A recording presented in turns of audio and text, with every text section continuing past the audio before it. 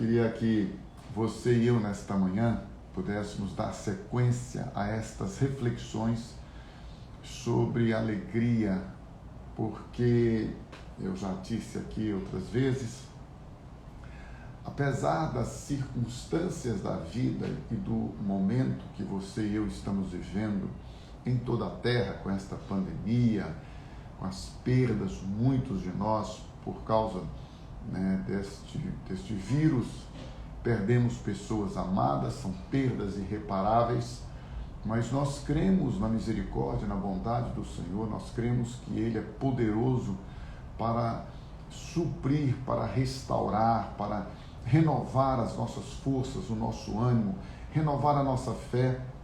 E como nós vimos ontem, a importância de você e eu não ouvirmos notícias ruins, não ouvirmos notícias que tragam para a nossa vida sentimentos, emoções negativas. Meu irmão e minha irmã, por que eu quero insistir por um tempo nisto com você? É verdade que Deus vai nos dando pelo seu Espírito palavra, direção, um tema ou outro que eu entendo seja aquilo que Ele quer nos conduzir no mover da igreja, do corpo de Cristo, mas nós precisamos entender que a nossa mente, ela tem um poder, e é importante ressaltar que Deus criou o homem, portanto Deus criou a mente, portanto o poder que a mente tem, foi Deus quem deu. Então, quando você usa o poder da sua mente, você não está sendo uma pessoa não espiritual. Que os crentes ficaram, como eu já disse aqui outras vezes, principalmente os evangélicos protestantes, pentecostais, ficaram com uma situação tão espiritual que perderam a percepção de que o homem é espírito, alma e corpo, que o homem tem uma mente, que o homem tem fundamentos psíquicos, que o homem é um ser pensante, que o homem tem na sua vida emoções, sentimentos, até porque Jesus falou sobre esses temas relacionados com a mente, com as emoções. Jesus tratou isso de maneira profunda, intensa. Meu irmão, minha irmã, não há melhor terapeuta que Jesus. Não há melhor terapia psíquica, mental, do que você ser transformado, libertado, restaurado, do que você ser renovado pelo poder da palavra de Deus. Não existe no mundo nenhum pensador que tenha dito, manifestado, expressado palavras mais positivas, coerentes, sóbrias, sensatas, equilibradas do que Jesus. A palavra de Deus, ela é riquíssima para tratar com a nossa mente. Eu quero aprender melhor, mais e melhor a cada dia como trabalhar a minha mente, meu psique, a partir dos princípios bíblicos. Se você e eu pudermos perceber isso, às vezes as pessoas falam assim, negócio de pensamento positivo. Gente, qual que é o problema do pensamento positivo, pensar positivo? Eu já falei aqui, lá vou eu de novo, explicando tudo para não ficar mal interpretado.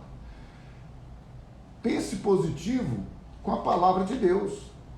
Eu não estou falando de você pensar positivo com a sua força, com a sua convicção, ou com ideias que não têm fundamento, pensamentos que não têm fundamento. Por isso que a Bíblia diz assim, olha, pensai nas coisas do alto, trazei à memória aquilo que te dá esperança. Por isso que a Bíblia diz que habite em vós ricamente a palavra de Cristo.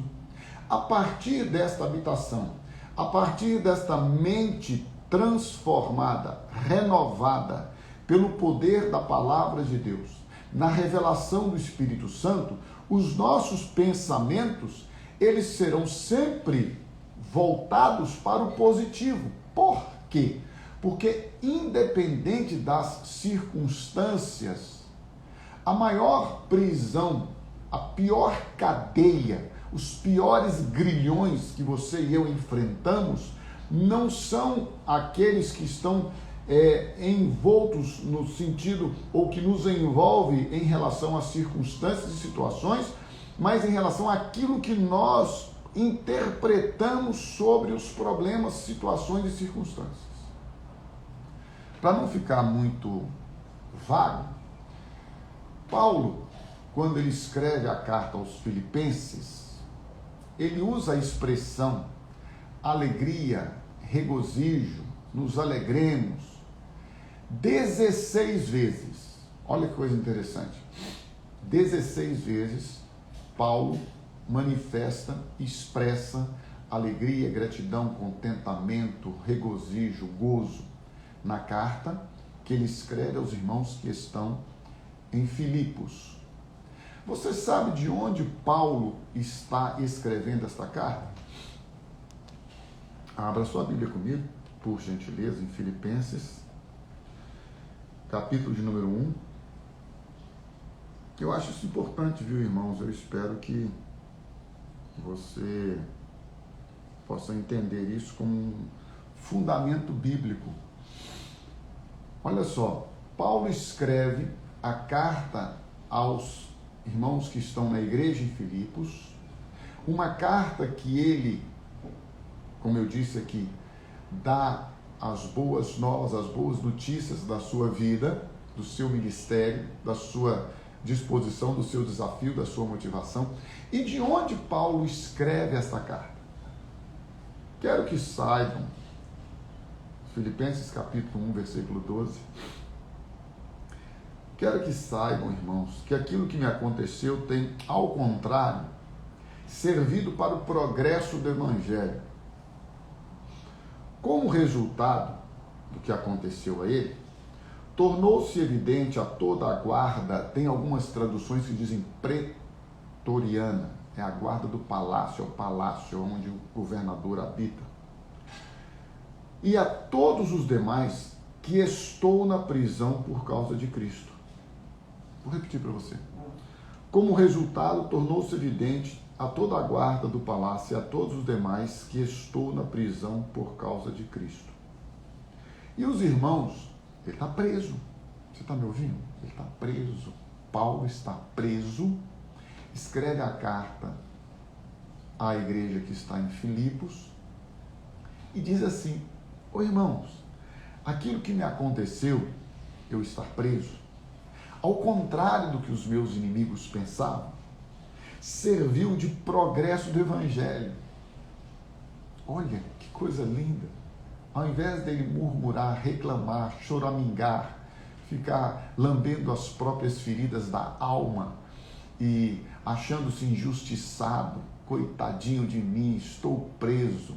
Ele diz assim: olha, ao contrário do que pensavam os meus inimigos que me prenderam, o Evangelho está progredindo. Eu estava solto, eu ia pelas cidades, pelos povos, pregando o Evangelho. Aí eles me prenderam. Agora existe o progresso do Evangelho, porque o progresso do Evangelho está atingindo a nata, está atingindo a elite desta sociedade. E os irmãos agora, em sua maioria, motivados no Senhor pela minha prisão, estão anunciando a palavra com maior determinação e destemor. Então os caras falaram: peraí, se Paulo está preso, está feliz, a gente vai lá visitá-lo, ele está alegre e só conta boas novas. A gente chega lá, ele conta as boas notícias para nós, ele diz: olha, o guarda que está aqui vigiando as minhas correntes, ele se converteu. Aí, olha, o guarda que está aqui, que se converteu, aquele que eu falei com vocês, ele me disse que a família converteu, os filhos converteram. Agora o supervisor, agora o centurião, aquele que toma conta de uma equipe de 100 pessoas, ele se converteu também. E agora está subindo, e a escala está crescendo, e as pessoas estão sendo alcançadas e este palácio será inundado da pregação do evangelho, do anúncio das boas novas. E os irmãos estão motivados, falando, peraí, se o cara está preso e está fazendo isso, vamos nós aqui soltos cumprir aquilo que ele começou.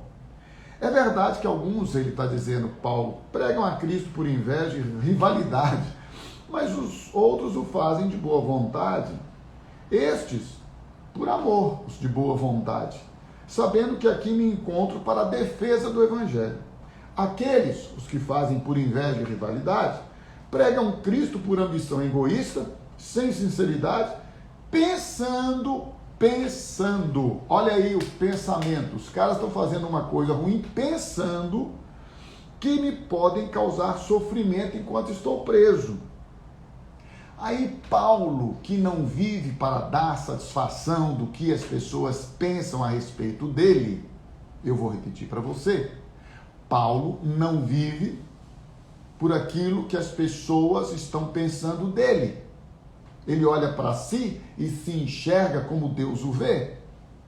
Ele olha para si e sabe que sua identidade é a identidade do Filho de Deus, que o libertou do império, do governo, do reino das trevas, que o libertou das cadeias de Satanás, que o libertou dos principados e potestades e de todos os inimigos que travavam e escravizavam sua alma, sua mente, seu corpo.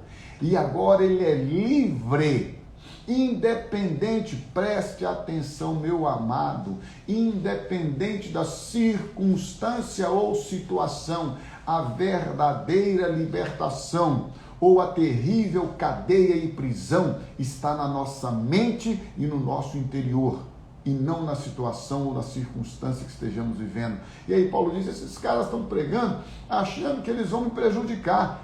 Olha a resposta. Vocês acham, você não percebe, né? Mas você acha que é uma resposta delicada? Você acha que isso aqui é uma resposta gentil? Paulo está falando, mas que me importa? O que eu tenho a ver com isso? Eles estão achando que eu estou preocupado com o que eles estão pensando em relação a pregar o evangelho para me prejudicar. O importante é que, de qualquer forma, seja por motivos falsos ou verdadeiros, por isso que você não tem que ficar preocupado. Durante um período da minha vida, lá na minha imaturidade, infância, na minha adolescência cristã, eu ficava às vezes indignado com gente falsa, mentirosa, com gente leviana pregando o evangelho, usando as pessoas para enriquecimento ilícito e depois eu falei, peraí. Eles estão pregando a palavra de Deus, obviamente com algumas situações antibíblicas, mas a palavra está sendo pregada. Uma hora eles falam de Jesus e falam que Jesus salva. Quem está ouvindo, se experimentar a graça e a salvação de Deus, estas pessoas que estão usando o evangelho para proveito próprio, elas vão ter que prestar contas a Deus. Mas o evangelho está sendo pregado, não estou apoiando-as, não estou aprovando o que elas fazem. Eu só estou dizendo que a palavra de Deus, ainda que pela boca de um porco, de um animal, de uma mula, de um jumento, como já aconteceu, por isso dou o exemplo, não porque eu esteja chamando ninguém de porco, de jumento, de asno ou de mula. Mas quando a palavra de Deus é pregada, não importa de onde ela vem, é isso que eu quero dizer, a palavra de Deus tem o poder para salvar e transformar. Então Paulo diz assim, o que me importa? O importante é que Cristo está sendo pregado, olha aqui, irmãos, e por isso me alegro. Paulo está dizendo o seguinte, gente, eu estou preso, mas eu não me importo estar preso, porque eles me prenderam e disseram, agora o evangelho será pregado. A galera aqui do palácio está toda sendo convertida, o evangelho está sendo pregado, há progresso, há crescimento, há expansão do evangelho. Eu não me importo de estar preso, por quê? Porque os irmãos agora, vendo que eu estou preso e continuo pregando o evangelho, anunciando o evangelho e dando testemunho da salvação, das boas novas deste evangelho, Eles estão animados, motivados, desafiados e estão pregando mais ainda. Porque a igreja é assim, irmãos. Se você é perseguido, se você é pressionado, se você é caluniado, se você é desprezado, se você é insultado, se você é expulso da sinagoga, se você é maltratado, se você é humilhado, o que vai fazer, o que vai mostrar que você é um verdadeiro cristão regenerado, nascido de novo e não um religioso, é que você não vai se intimidar com isso. Você pode sofrer, você pode ser, como eu disse aqui, você pode se entristecer, mas isso vai passar. E no seu interior, que é livre porque Cristo te libertou, você vai se alegrar. Aí Paulo diz, eu estou preso e me alegro. Os caras pregam o evangelho para me prejudicar e eu estou alegre, porque eu sei que o evangelho está alcançando pessoas, motivando gente, animando, está trazendo ousadia para os irmãos. Eu me alegro porque Cristo está sendo pregado. Gente, é isso que você e eu precisamos. Ao invés de ficar murmurando, reclamando por causa das situações da nossa vida, vamos nos alegrar com tudo que Deus já tem feito, com tudo que Deus já tem nos dado. Vamos ser contentes, de fato, de verdade. Olha a Bíblia, por gentileza. Versículo 18. De fato, de verdade, continuarei a alegrar-me. Gente, isso é tremendo. Ô Espírito Santo, revela isso pra gente nesta manhã, né? Revela isso. Eu vou continuar a alegrar-me. Eu estou preso, algemado, acorrentado, humilhado, desprezado, rejeitado. Estão fazendo tudo para que a injustiça seja estabelecida sobre a minha vida, mas eu não me importo, porque Cristo está sendo pregado, o Evangelho está sendo anunciado. O Evangelho, as boas novas estão dizendo, Jesus Cristo é o Senhor, Ele é o Salvador, Ele é o verdadeiro libertador. As nossas cadeias não estão nas circunstâncias e situações, as nossas cadeias e grilhões estão dentro de nós, e uma vez que Cristo nos liberta, independente de onde estejamos ou que estejamos enfrentando, nós somos livres para adorá-lo, livres para pregar o Evangelho, livres para nos alegrar. E Paulo então reforça isso. Gente, eu estou preso, eu estou acorrentado, mas eu estou feliz, eu estou alegre, eu estou pregando, isto está expandindo, o Evangelho está progredindo, de fato continuarei a alegrar-me, pois sei que o que me aconteceu resultará em minha libertação, graças às orações de vocês e ao auxílio do Espírito de Jesus Cristo. Aguardo, diz o apóstolo Paulo, ansiosamente, eu anelo, eu desejo e espero que em nada serei envergonhado. Ao contrário, com toda a determinação de sempre. Isso é tremendo. Também agora Cristo será engrandecido em meu corpo.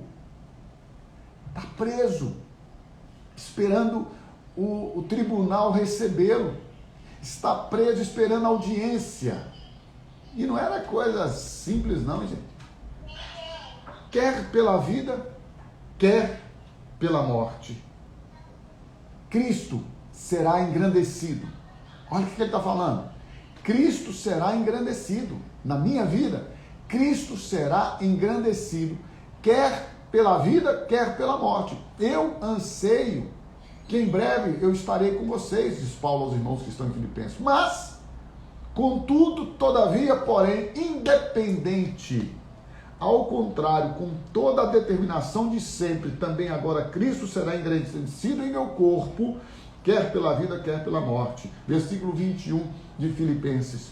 Porque para mim, o viver é Cristo, e o morrer é lucro, é óbvio.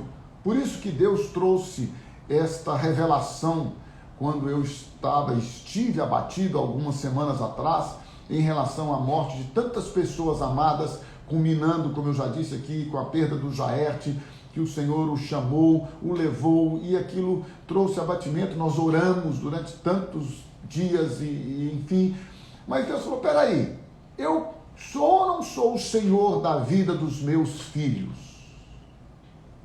Eu sou ou não sou o pai que tenho sempre o melhor para a vida dos meus filhos?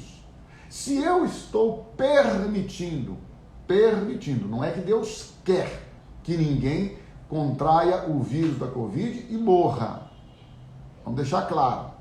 Muitas coisas que você e eu, nós, estamos vivendo, desde a questão do desencadear deste vírus maligno, até este momento que muitos estão contraindo, muitas vezes faltou-nos vigilância e prudência, é verdade.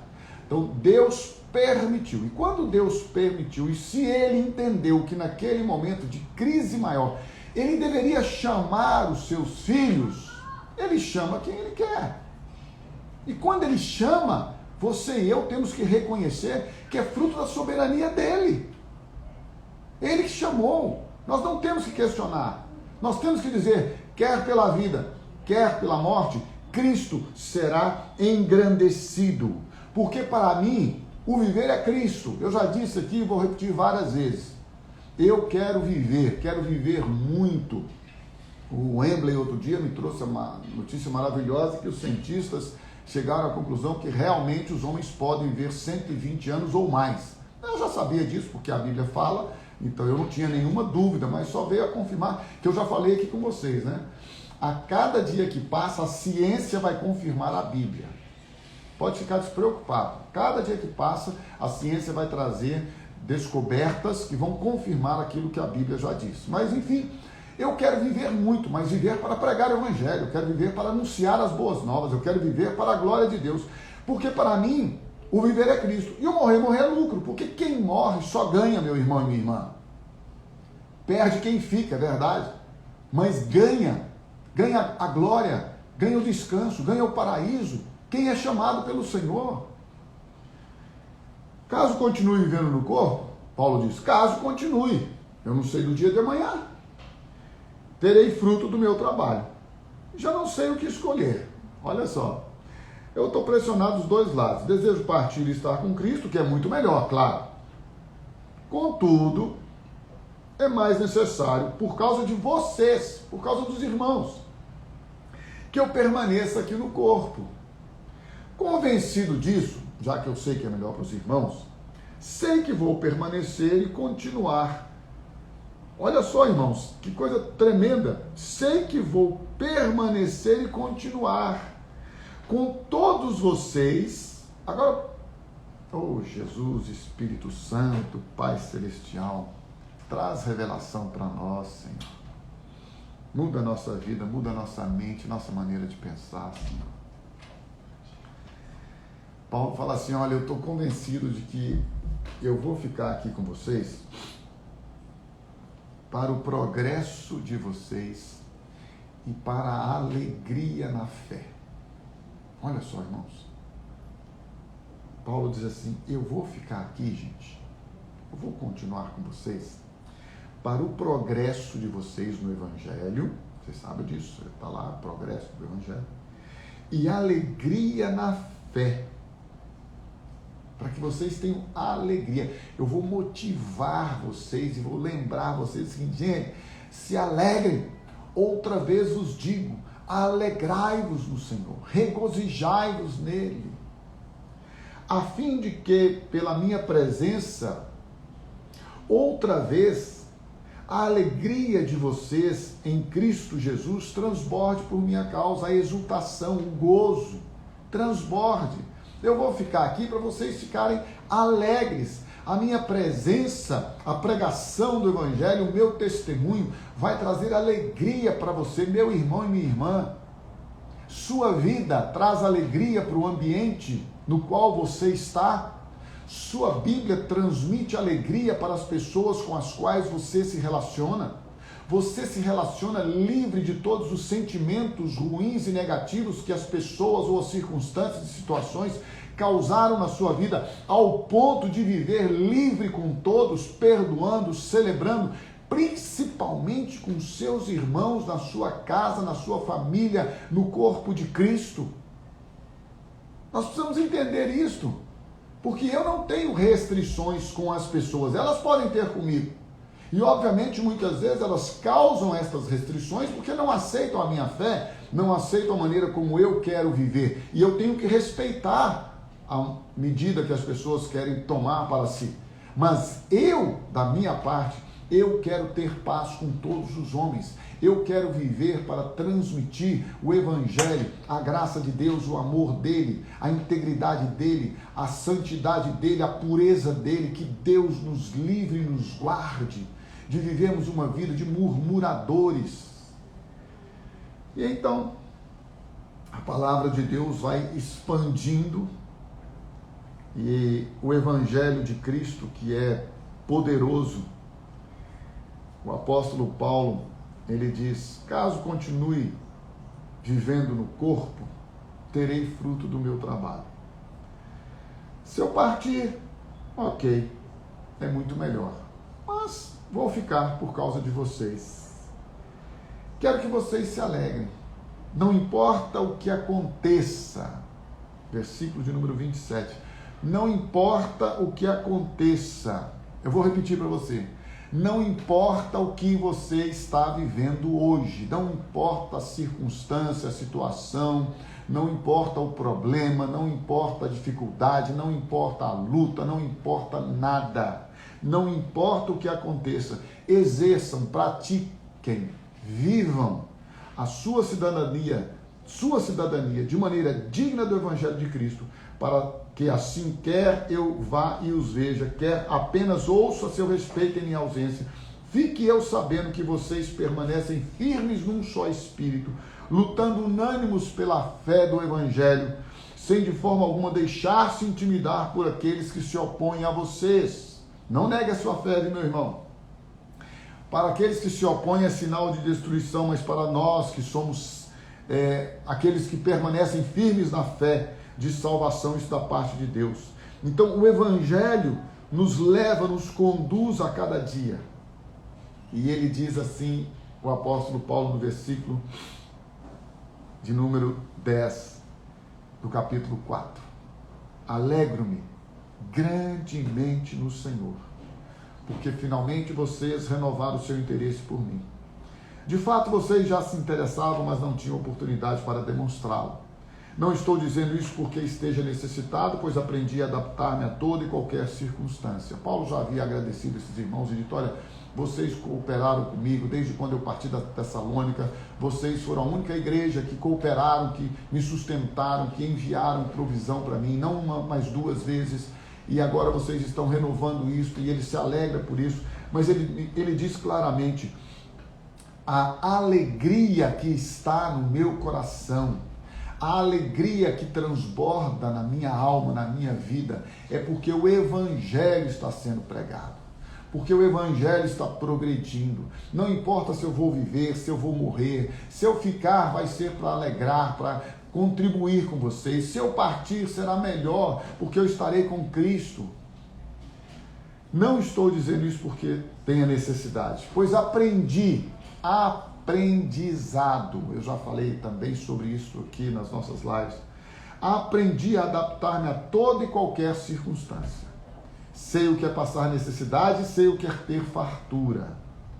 Eu aprendi o segredo de viver contente em toda e qualquer situação, seja bem alimentado, seja com fome, tendo muito ou passando necessidade. Paulo está nos dando aqui a lição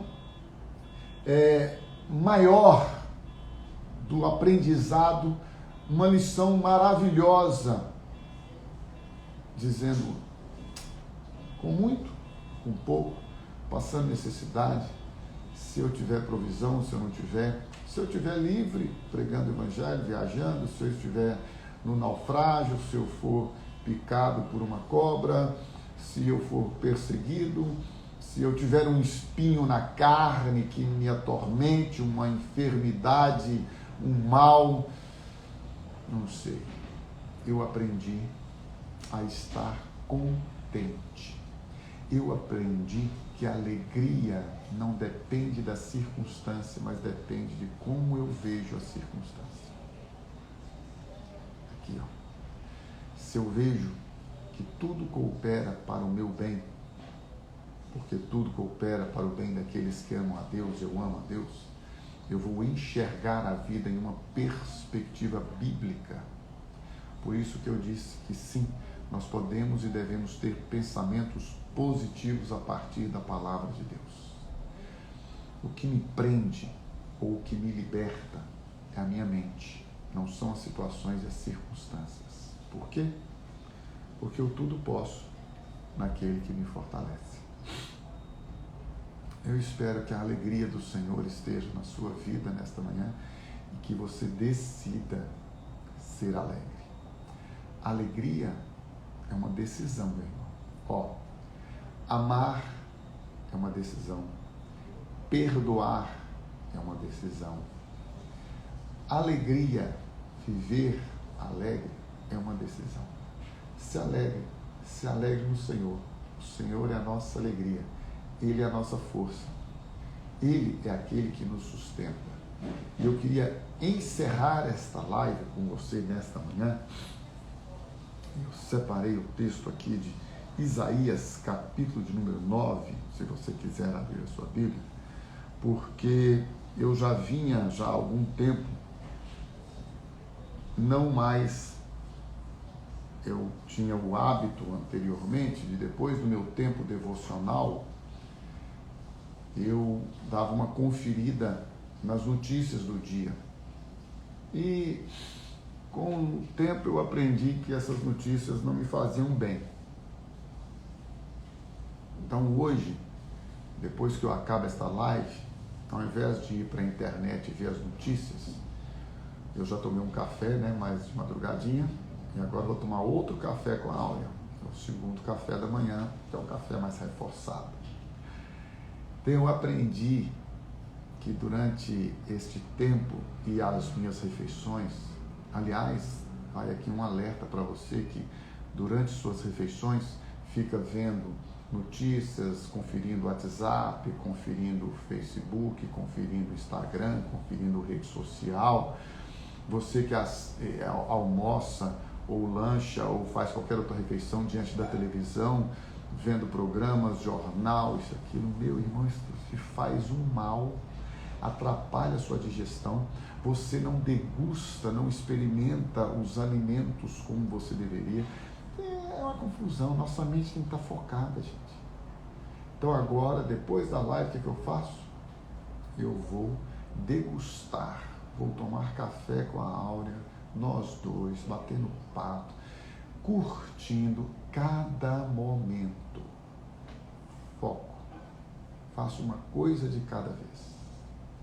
Envolva-se o mínimo possível com más notícias, com notícias ruins. Não as ouça. Não faz bem. E por fim, como nós lemos ontem, aquela pesquisa de que 3 minutos de notícias ruins afetam negativamente as próximas 6, 8 horas do seu dia. Então, nesta manhã, eu resolvi presentear você com Isaías, capítulo número 9, como a notícia da manhã para você. Queria dar a você uma notícia nesta manhã, uma boa notícia, profética, que já se cumpriu, mas para aquecer o seu coração, para gerar fé no seu coração. Isaías 9 diz: mas para a terra que estava aflita não continuará a obscuridade. Deus dos primeiros tempos tornou desprezível a terra de Zebulon e a terra de Naftali. Mas nos últimos tornará glorioso o caminho do mar além do Jordão, Galileia dos gentios. O povo que andava em trevas viu uma grande luz, e aos que viviam na região da sombra da morte resplandeceu-lhes a luz. Tens multiplicado este povo, a alegria lhe aumentaste. Alegram-se eles diante de ti, como se alegram na colheita e como exultam quando repartem as conquistas, os despojos. Porque tu quebraste o jugo que pesava sobre eles, a vara que lhes feria os ombros e o cetro do seu opressor, como no dia dos midianitas. Porque toda bota com que anda o guerreiro no tumulto da batalha e toda veste revolvida em sangue serão queimadas, servirão de pasto ao fogo. Versículo 6 de Isaías 9. Porque um menino nos nasceu, um filho se nos deu, o governo está sobre os seus ombros e o seu nome será Maravilhoso, Conselheiro, Deus Forte, Pai da Eternidade, Príncipe da Paz, para que se aumente o seu reino, o seu governo, e venha a paz sem fim sobre o trono de Davi, sobre o seu reino, para o estabelecer e o firmar mediante o juízo e a justiça, desde agora e para sempre. O zelo, o cuidado do Senhor dos exércitos fará isto. Meu irmão, esta profecia já se cumpriu na pessoa de Jesus Cristo. Receba na sua vida a Jesus Cristo como seu Salvador, como seu Senhor. Entregue sua vida a Ele. Confesse a Ele como seu Salvador e como seu Senhor e descansa. Por quê? Porque aquele que começou esta boa obra, linda, maravilhosa obra na sua vida, Ele há de aperfeiçoá-la até a volta de Cristo Jesus.